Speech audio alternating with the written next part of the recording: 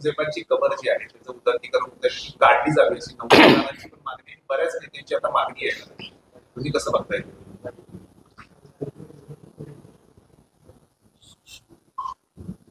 तो काय देव नव्हता, त्याचं काही योगदान नाही.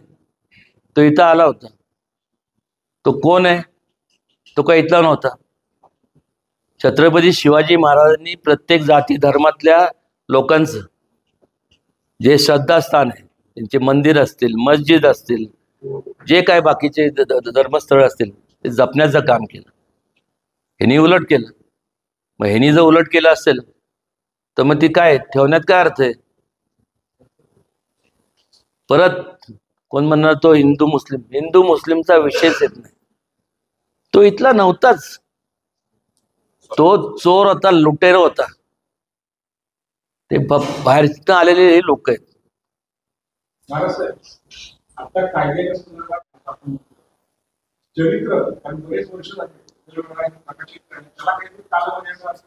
नाही मी तेच सांगितलं. ते ह्याच अधिवेशनामध्ये एकतर कायदा, त्यानंतर शासन मान्य इतिहास शासनानेच प्रकाशित करावा खंडपीठाच्या, म्हणजे असं खंडन ह्याच्या, आणि सिनेमॅटिक लिबर्टीवरती एक समिती नेमावी इतिहासकारांची, जेणेकरून कुठलेही तेढ निर्माण होणार नाही. या 3 गोष्टी प्रामुख्याने ह्याच अधिवेशनात त्यांनी कराव्या.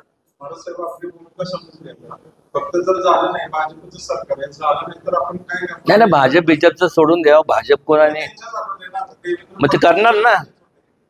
जर त्यांना वाटतंय ना भाजपला किंवा काँग्रेस, शिंदे साहेबांना गटाला, अजितदादा पवार गटाला, किंवा मग उद्धव ठाकरे गटाला, आणि अजून कुठले गट, काँग्रेस, अजून काय राहिलं आता पवार साहेबांच्या गटाला, तर तुम्हाला वाटतंय तर मग एकंदरीत तुम्ही एक मताने हे करा ना. अहो करतील हो. हे काय करणार नाही? घास आहे का त्यांचा? त्यांनी सांगावं नाही करणार म्हणून, मग बघ उद्रेक किती होतोय. आणि थांबवणार कसं मग? राजेशाही असते ना, आता तुमच्याकडे अधिकार असते तर तुम्ही काय शिक्षण कोणाला? त्या लोकांना. राजेशाही असती आणि अधिकार तुमच्याकडे असते, तुम्ही काय शिक्षण घेतले? उगीच त्या काळात कडेलोट हे तो निर्माण केला नव्हता. दुसरं काय? अहो मला सांगा ना, ते मागं निघालं होतं ना नसबंदीचं काहीतरी, ना का ते तांबी बिंबी असं काहीतरी होतं ना. ह्या अशा लोकांची जमात थांबायची, विकृत लोकांची आहे ना, ह्या लोकांची नसबंदी केली पाहिजे.